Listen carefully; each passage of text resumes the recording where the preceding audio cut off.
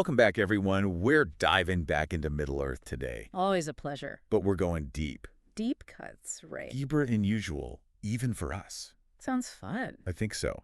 We're really focusing in on the War of the Ring, the Return of the King, all the events leading up to it, and of course, Of course. Tolkien's appendices, which, just Oh, they're packed with details. they're full of little gems. Little clues and hints and connections. Yeah, like secret pathways into the story. So exactly. So we're going to try to untangle some of these threads. That sounds like a quest.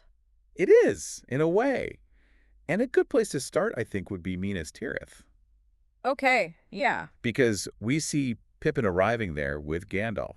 Yeah, he gets a front row seat to... He does, to city preparing for war. Right. All the tension, the anxiety. And he meets Baragond there, Oh, Aragorn. who, he's just a guardsman. He is, but he's so much more than that. He is. He's so loyal. Loyal to Faramir, especially. Right. And he's the one who saves Faramir from, From Denethor? from Denethor. From being burned alive. Yeah. Talk about a moral dilemma. It really highlights the difficult choices people had to make. Exactly. Especially with Denethor kind of losing it. For losing it, yeah. That whole thing with the Palantir, I mean, Oh, that's a whole other can of worms. it is.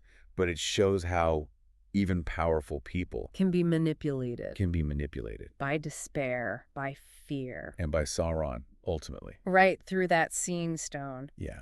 But speaking of turning points, we can't forget the Rohirrim The arrival of the Rohirrim. and the Wild Men the Wild Men. Yeah. at the Battle of the Pelennor Fields. Yeah, it was such a game changer. Completely shifted the balance. And it shows how Tolkien... He loved those unexpected alliances. He did.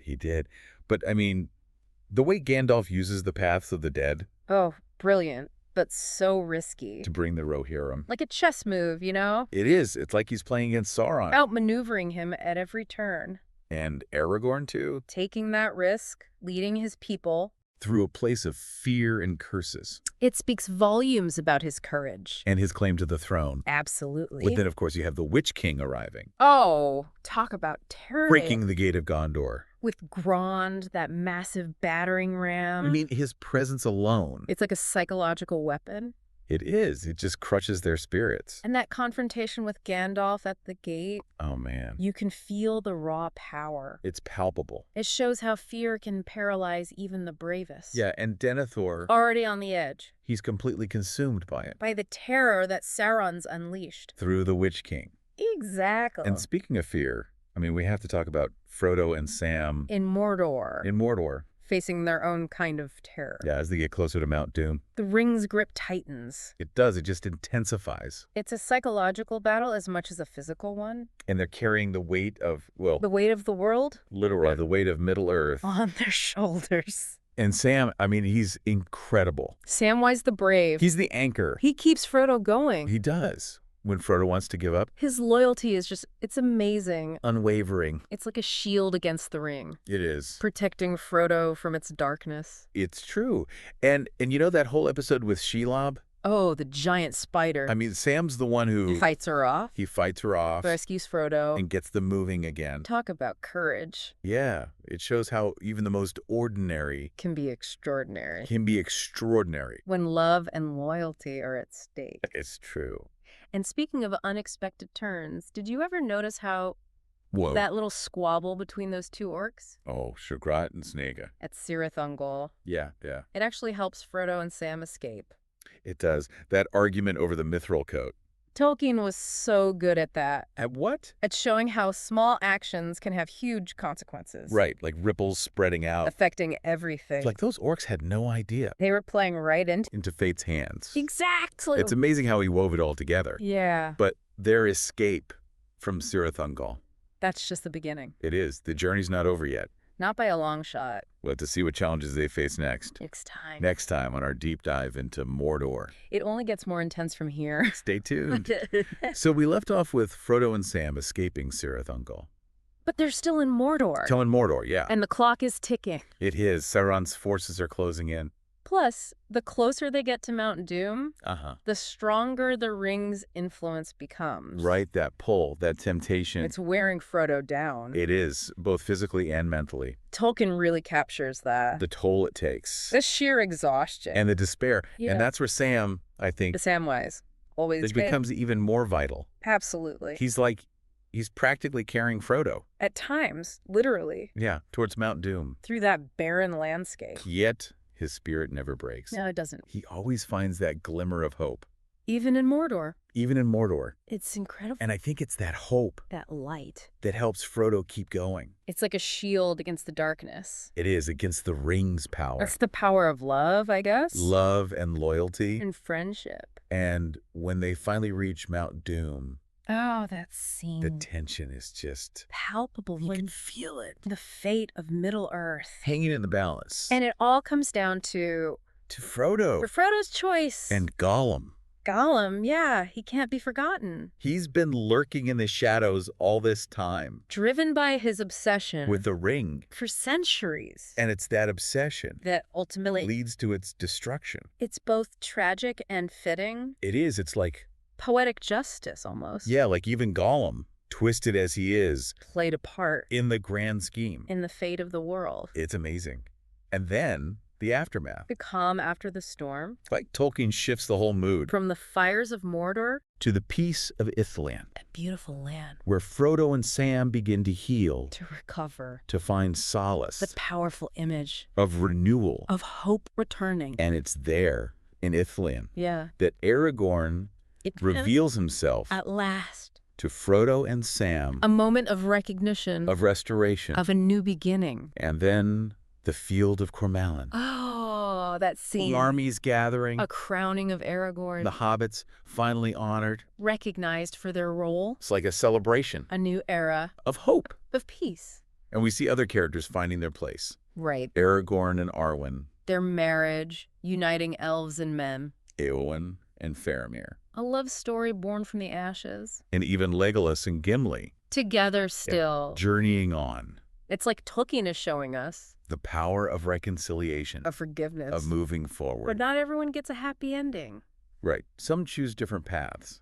Gandalf, for example. Yeah, his task is done. He sails into the west. With the other ring bearers. It's bittersweet. But it feels right. Like a chapter closing.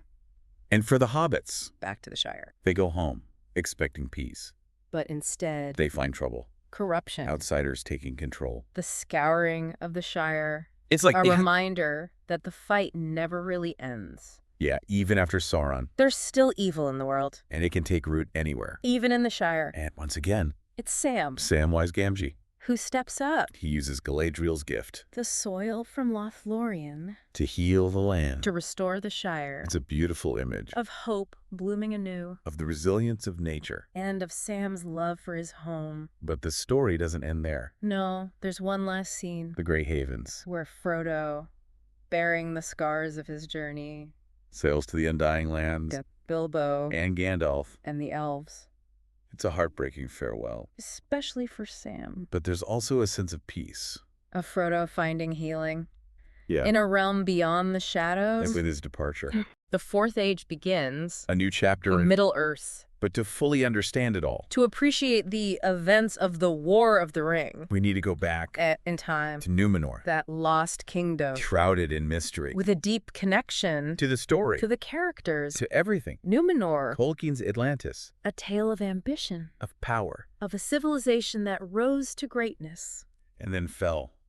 A cautionary tale. About the dangers of pride. And the seductive nature of darkness. It's fascinating that Tolkien created this whole Lost world. with its own history and Greenland. language. It adds such depth to Middle-earth. It's like a hidden layer And it's all connected. to the events of the War of the Ring. In ways we might not It's expect. incredible. And speaking of unexpected connections, Right. did you know What? hobbits are Yeah. descended from Numenorians? You're kidding. Hobbits, those quiet, unassuming, Lovers of gardens and good food. connected to this ancient, powerful. And ultimately, tragic civilization. It's mind-blowing. Tolkien was a master of weaving together These seemingly disparate threads. to create this rich tapestry. This incredible world. So how does this Numenorian heritage, Affect the hobbits we know. how does it shape their destiny? And what does it tell us? About the nature of good and evil. About the struggle for Middle-earth. That's where our deep dive continues. Numenor and hobbits, huh? Quite the pairing, right? It's still kind of blowing my mind. I know, right? It's like You think you know these hobbits? Yeah, simple folk. Gardening, eating, second breakfast. But then, boom, ancient lineage. It's there, hidden beneath the surface. So what is this Numenorean connection? It's not just about bloodlines. Okay, so it's deeper than that. It's about, I think, their character. Oh, so? The Numenorians, they were a people of, well, Greatness. yes, but also Ambition. ambition, maybe too much. Which led to their downfall. Right, pride, the lust for power. Tolkien's warning, right? Exactly. But the hobbits, they seem so different. On the surface, yes. They love their simple lives, Their comforts. but there's a strength there A resilience that echoes, maybe. that echoes their ancestors. It's like Frodo, for example, Carrying the ring, enduring so much. facing down Sauron himself, And yet, he chooses sacrifice. over giving in to the ring. That's Numenorian, in a way. Wow, I never thought of it like that. That inner strength. That refusal to break. Even in the darkest moments. So it's not just Frodo. No, think of Sam. Samwise, always there. His loyalty, unwavering. Never giving up on Frodo. That steadfastness. That's Numenorian too. In a way, yes, the best of it. It's like a legacy passed down, Through the ages. even if they don't know it. It's in their blood. It's amazing how Tolkien does that. Weaves it all together. The world building, the history, It's all connected. it makes you think about our own lives. Our own ancestors. How much do we inherit? Without even realizing it. It's pretty profound. And it brings us back to... What? Tolkien's genius, really. You mean... His attention to detail. Yeah, the languages, the genealogy. The maps, the myths. It's like he created a whole universe. From scratch. A living, breathing world. With its own rules. Its own history. And it feels real. Because he put so much thought into it. Every detail matters. Every name, every place. It's all part of the story. And that's what makes it so immersive. You get lost in it. You feel like you're really there. In Middle-earth. And it's not just the details. No, it's the themes, too. the deeper meanings. Good versus evil. The corrupting power of, well, Power. The importance of hope. of courage. Of Sacrifice. These are things that, well, They resonate with us. they're timeless. They speak to the human condition. And that's why Tolkien's work endures. It's more than just fantasy. It's about us. about our own struggle. About the choices we make. It's a reflection of our own world. In a way. Yeah. So why does all this matter? To our listener, you mean? Yeah, why should they care? Because it makes the story richer. Okay. Understanding the world The building. history, the mythology. It adds layers of meaning. To the character. of their actions. To the whole story. It's like you see things. You would have noticed before. Connections, patterns. His depths. It's like a treasure hunt. You're constantly discovering new things And that's the beauty of it. of Tolkien's work. It keeps giving. It rewards you We're paying attention. for digging deeper. It's a journey, really. A journey through Middle-earth. And beyond. Well said. So, as we wrap up our deep dive Into the War of the Ring. into Tolkien's world, We hope you've enjoyed it. we've covered a lot of ground. From battles to bloodlines. From hobbits to Numenorians. But there's always more to explore. That's the thing about Middle-earth. It's a vast and intricate creation Full of hidden corners. waiting to be discovered. So keep reading, keep exploring, Keep those questions coming. and most importantly, Never stop wondering. thanks for joining us. And farewell for now. Until our next deep dive.